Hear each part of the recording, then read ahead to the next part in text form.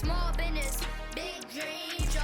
It's a small business, big dream show. It's a small business, big dream show. And we wanna know what you know. It's a small business, big dream show. It's a small business, big dream show. Hey y'all, thank y'all for tuning back into Small Business Big Dream Show. I'm your host, Aaron, and this is my guest. Donkwan, Okay, and today we'll be talking about the Bar Boutique. Where's the located at? 166 Ralph Avenue, Brooklyn, New York, 11233. So y'all come out and support a small business. All right, let's jump right into it. Where you from? Well, I'm from Brooklyn. Okay, I'm from Ralph and Patchen, Ralph and Bainbridge, Ralph and Fulton. I'm from Brevoort Houses. I am Bed-Stuy. okay. I'm from the Star too. I'm from Gates and Marcy. Where did you grow up, and how did that shape you to who you are today? I grew up in Brevoort Projects. Being from the projects, it gave me many different personalities, many different people to grow and look up to. Okay, In the beginning of my childish age, I was adapted to like basketball, football, and as I grew to like junior high school, other things was influencing me, like what? like the guys from the neighborhood, the fast cars, the Mhm. pretty girls, and the guys with the big bag. Could you name like a few people that you looked up to off the Um, top of your head? I would say a guy named DeVere, Hmm. DeVere Simmons from out of Brevoort, Reese from out of Brevoort, Porter Rock from out of Brevoort, Money Webb, uh, Lil Vaughn, dudes from where I came from who Okay. made a big influence in a negative way, but I took the best qualities from those guys. Yeah, as you should. That I guess that's who we all look up to, people that we can see in real time, right? Absolutely. Yeah, that's dope. So what type of characteristics you took from them? Like just Um, to name a few. I took the hustle. Hmm. I took the love for my brother, wanting for my brother as I want for myself. Yeah. I took the ambition. I took, I'm a tough guy. So, I stood strong. I stayed 10 toes down in everything that I ever put myself involved in. Hmm. And I'm here and it's proof right here. Okay. So the street life, did it work out for you? Um, nah, I could never say it worked out for me. I did 20 years in federal prison, Okay. right? And before my last bid, my mother said to me, a lesson not learned will be repeated. Mm. And for 20 to 30 years of my life, I kept doing the same thing, getting the same Same answer. results. Yeah. Right. So for me, this last bid, what changed for me was I didn't have my mother anymore to stand tall, to make sure I had visits, to make sure I had food and commissary. So it was a little rough. And she died 30 days before I went to prison. So I said enough is enough. Although I had businesses, I mean, who go to prison and come back 5, 6 years later and their businesses is still standing. Yeah. So Not too in many. that, not too many. So in that, I took that as a blessing that God was saying that enough's enough. Make what you have work Hmm. instead of trying to live for what people think you should Right. live for. Did the transition was a rocky road or was good to switch over? It wasn't really rocky because I already had established myself of being who and what I wanted to be. Okay. So if I was still aiming to be something that the streets wanted me to be, then it would probably have been rocky. But Hmm. I was living to be a father, to be a good brother, Okay. a good uncle, a good friend. You know what I'm saying? So what the streets had for me, I didn't need. Okay. Yeah, I understand that. What was your childhood like? Any key moments that influenced your path? Um, in the beginning, well, to be honest, I was shot at 15 years old in my projects, five Okay. times over something that had nothing to do with me, right? Okay. So it turned me into a monster, really, because now I felt like I don't want to be ever in that position again to be Right. hurt. So that's what led me to the life of crime because I felt like I had to protect me Mm. because someone shot me for nothing, Right. right? So who wants to put themselves in that situation ever again where you live? I'm Right. on a park, playing in the park in my neighborhood, and I get shot Right. for something that had nothing to do with me. You know what I Crazy. mean? So Yeah. I mean, it molded me, into, to adapt a lot of negative attributes, but Mm. those is what toughened me up. Yeah. Yeah, that's what we most go through in our neighborhoods. Who was your biggest inspiration growing up? My biggest inspiration. I can't say it was one person. Mm-hmm. I would have to say it was the OGs of my neighborhood. You know, like I said before, Porter Rock, Webb, you know, Those type of guys. those type Was of your guys. father in your life?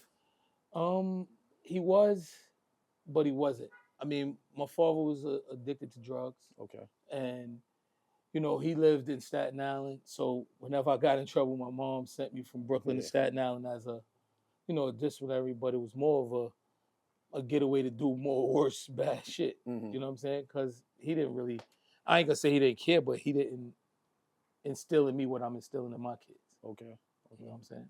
So you ain't repeating those same cycles. You Nah, broke it. never. Them cycles broke. What kind of dreams did you have as a kid? Did you Um, always see yourself doing this? As a kid, I always been fashionable because my mom kept us in whatever was the latest fashion. Mm-hmm. So, um, as a kid, I didn't see myself having a clothing store and clothing brand, Mm-hmm. but I see myself being a serial entrepreneur. Okay. You know, my the reason I actually have this store is because I had a shirt brand back in the days. It was called Fast Cash, Okay. and I thought my shirt was hot. My neighborhood thought my shirt was hot, which was our shirt because it was a guy from out of Queens named Slow Bucks. He had a shirt, and his Oh, brand yeah. was called Slow Bucks. So I'm Mhm. from Brooklyn. I'm a real competitive dude. So I Yeah. said I'm gonna do a brand to compete with Yeah. the Queens brand, Yeah. and it's called Fast Cash. So he had a snail, and I had a road runner, Okay. and I did my shirts. I thought they were really nice. I went to Vinny's with the shirts and was like, you know, y'all the best boutique in Brooklyn. Yep. Can you put my brand in the store? And P, which is a good friend of mine now, said, "You're not ready." I was like, "I'm not ready. These shirts are flying out of my barbershop like crazy. Everybody's buying them. How I'm not ready?" And he didn't show me no love, no support. So I came to a guy who had a store across the street from where I grew up at, my projects, Brevoort, named Steve. He Okay. owned Bed-Stuy Fly. So I said, "Yo, Steve, man, give me a shot." So he put a couple shirts in the store for me. They did well, you know, but that's his business, that's his brand. Right. So he couldn't, you know, support me how I wanted him to support me with what I had going on. Mm-hmm. So I continued next door at my barbershop with my brand. And this was a church. The bar boutique was actually a church. Oh, that's crazy. It came available, and I said, "Man, look at God.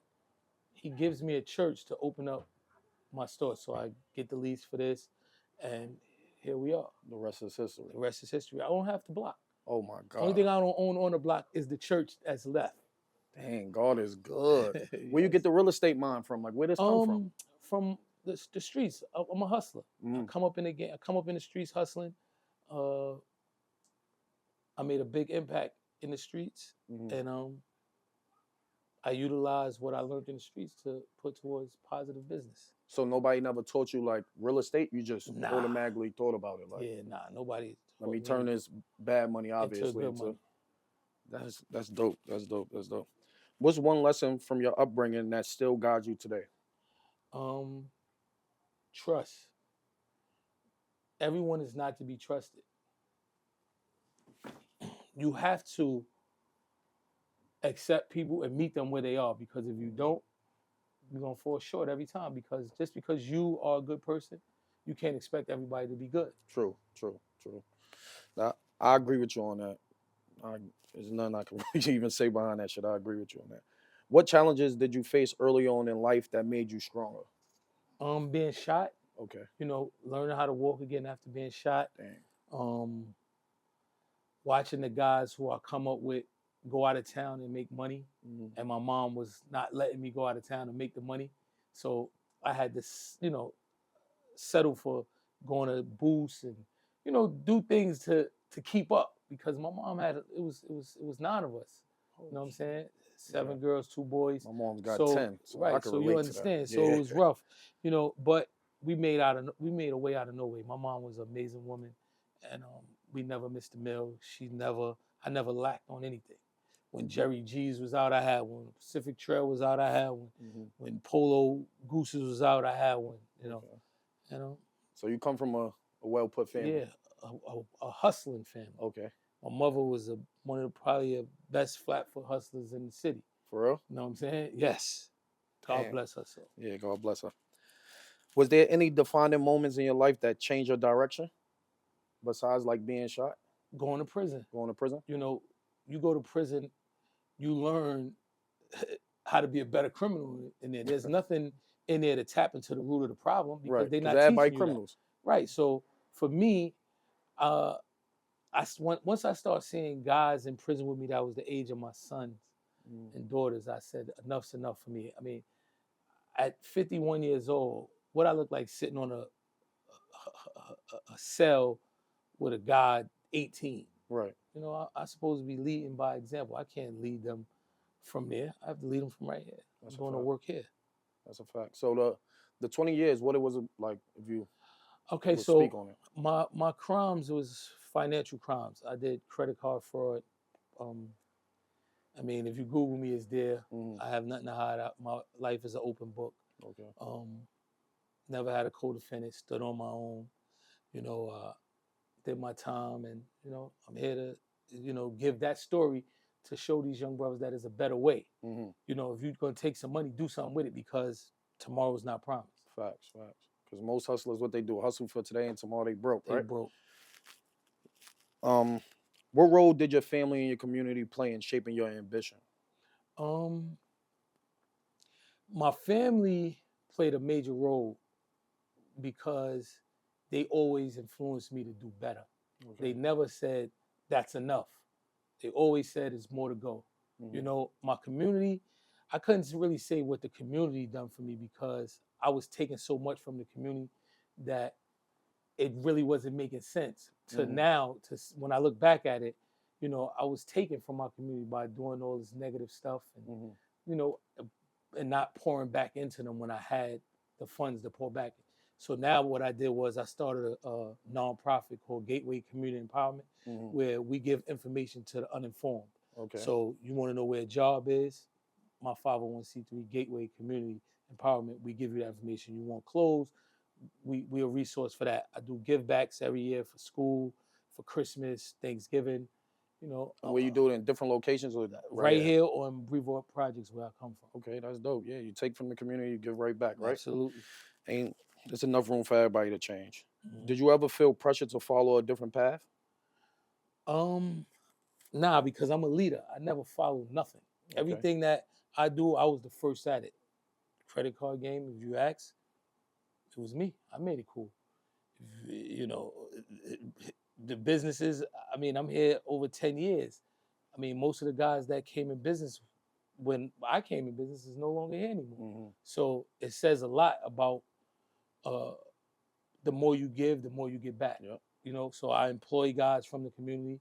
You know, I never employed a guy from somewhere else. They got to be from right here with me. Yeah, right back. Right back. That's dope. That's dope. If you could go back and tell your younger self something, what would it be? Slow down, Quan. Slow down. I would say slow down. Think you was moving too fast? You're moving too fast. What they said, that's what Future said, Future right? said, but really, I was moving too fast. For real, for real. Looking back, what's the biggest lesson your life journey has taught you? What's the biggest journey my life lessons had told me? I would have to go back to what my mother said. A lesson not learned will be repeated. Okay. And if you continue to do the same thing, you're going to get the same results. And I refuse to look back anymore. Okay. Everything is forward. Stack coma like a Can you horse. tell me about the Millers? I was on your page and I seen you said something about like the Millers blood is, I forgot Oh, the Miller caption. blood is different. Yeah. It's unique. Who's the Millers? That's us. Okay. The Millers are, you know, anything that comes from Bubba Miller's side. Okay. You know what I'm saying? If you're a Miller, you got it in you. Okay. There's nothing that can hold you back. There's nothing that could keep you from doing great things because it's just in our blood. All right. How was your past influence the way you run your business today? How was my past influence the way I run my business today? Um, my business is like an open book. So the guy who works here, his name is Jordan, right? Mhm. This is his business when I'm not here. Mhm. So I try to have people around me that think like I think, move how I move, Mhm. and work how I work. So that way, when I'm not here, It's still like you're here. it's still like I'm Yeah. here. You know what I'm saying? So business is good. I mean, Is he from around your way? of course he is. Okay, he Born from and what? raised. From Brevoort? No, he's not from Brevoort. He's from Ralph Avenue. Oh, okay, okay. What's one misconcept people might have about you? One misconcept that people might have about me. Hmm. That What, you cocky, you arrogant? Oh like no, what? that I'm very cocky, very arrogant, but I'm not. I'm just better than you. Yeah, yeah. Yeah, yeah. That's it. I'm Yeah. very competitive. What keeps you motivated and when things get what keeps you motivated when things get tough? My children. I Mm. got 19 kids. You got So what? I got 19 kids. I can't stop. I won't stop. Yeah. That's a blessing though. I live for them, and now I'm living through them. So that's what keep me going. I Mm. look forward to waking up in the morning and my son saying, "Dad, you want your tea or you want coffee?" I wouldn't trade that for a cell for nothing. Facts. I wouldn't care. That right there is my motivation. That right there is That what keeps you going. inspired me to be Do you great. employ them too? Of course. Oh, that's dope. Some of the brands in here is my kids' brand. Oh, that's That's actually dope. My Could you son name a has few? yeah, my son has a brand called We Love Noah. Okay. My son Day has a son called City of Gods. Okay. And we have the family brand is Dress Rehearsal. Yeah, So that's dope. Do you print in-house or outsource? no, I have a whole print shop next door. For real? Yeah. Yo, that's dope. That's dope. That's dope. What's the name of it? Bar Print NYC. Okay, y'all got an Instagram? Of course. Okay. Do y'all do outside brands too? Of course. Okay. We build brands. That's what we do. Okay. If your story were a book or a movie, what title would it be? Better than my last. Okay. Okay. Okay. What legacy do you hope to leave behind? I don't want to leave anything behind. I just want to leave hope, faith, love, things that can't be taken. Mm-hmm. You can leave a lot of things behind, but I don't want to leave nothing behind. I want to leave everything in the present. That's dope. I never heard of that one. That was dope. That was dope. How do you define success, not just in business but in life? I look at success as being a tool to help you help people. So for me winning, I know that someone else is winning with me because I can't win by myself. Okay. Can you speak on the soul food spot you have in Atlanta? Yeah, of course. We have Magic Soul Food, 8610 Roswell Road. It started here in Brooklyn. Okay. My partner, his name is Sean Williams, the best chef one could ever come across, Magic Soul Food. Oh, it's just out there. It's not up here yet. It's not here. No, it was here first. It started here. Okay. And then he was in Florida, North Carolina, and now I partner with him and a guy named Show in Atlanta. Okay, yeah, we gotta go visit Roswell that. Road. We gotta do another interview there. Though. Okay, no problem. Right. But I'd rather y'all interview the chef. The chef? Yeah, and the owner, part owner, Sean. Okay, yeah, we could do that. We could do that. Who do you hope to inspire with your story? Everyone that looks like me. Okay. And even if you don't, you could gain a lot from us because information is power, and what we have to give is information, and it's very powerful. What information would you give to the youngins so they won't make these same mistakes? If you do wrong, make right with that wrong. Mm-hmm. Like I had millions of dollars at one time, and I pissed it all out in liquor and clubs, buying watches. And if I would have took that money and bought real estate back then, sheesh, y'all probably wouldn't see me. I probably wouldn't be here. Mm-hmm. You know what I'm saying? But you got to make smart choices when you have the money, because when they get you behind that wall and they strip you from everything that you worked hard for in these streets, it's over. That's over. What's next for you? Any dreams or goals that you're still chasing? Yes, I'm gonna do part 2 to my movie Better Than My Last Time. Okay. Then I'm gonna do. I'm gonna take my 501c3 on the road to Atlanta, Georgia, Okay. and I'm gonna inspire the young youth there. Bring my curriculums, my programs that I wrote, and try to change the narrative and the thinking of these young black boys. So Atlanta is the next move. Yes. You're gonna turn it into New York City? Yes. Yeah, that's dope. That's dope. Where could they find the movie at? Tubi, you can find Better Than My Last on Tubi, Worst Day Ever on Tubi. You know, Black Republic. That's the brand that is under. And Okay. you know, You wrote the whole thing? I wrote the whole thing. Pick the actors? Yes. I got Hassan Johnson, Weebay from The Wire, Okay. Olivia from that was part of G Unit. So many Julito from The Wire. Mm-hmm. I got a lot. I mean, it was it got executive produced by a guy with me named Jelani Ray. Okay. Sean Baker, Luke Stevens. These are all the guys that played a major role. Where did you shoot it at? Right here in Brooklyn. For I real? shot in the Bar Boutique. Uh-huh. I shot all over Brooklyn. You know, and, it's a Brooklyn-based movie. And where did these ideas like come from? From inside? When you No, was locked well, up? I wrote the book inside, Okay. and I wrote the script when I came home, but it was based off my life from 2010 to 2014. Mm-hmm. So, I mean, check that movie out. Better Than My Last. Make sure you cop the book. It's on lulu.com. Okay. Better Than My Last Time is the name of the book, and the movie is Better Than My Last. Can you give us a little glimpse of, like, from what you said, 2010 to 2014? Yeah, you can give us a little insight. Watch the movie and buy the book. What's the best piece of advice you can give to anyone chasing their dreams? Never give up. Put faith first. Okay. So thank y'all for tuning in. This is an amazing interview with Donkwan. And y'all can catch him at the Bar Boutique, 166 Ralph Avenue. Hit me on Instagram at DONKWA. Come on, we out, y'all. Peace.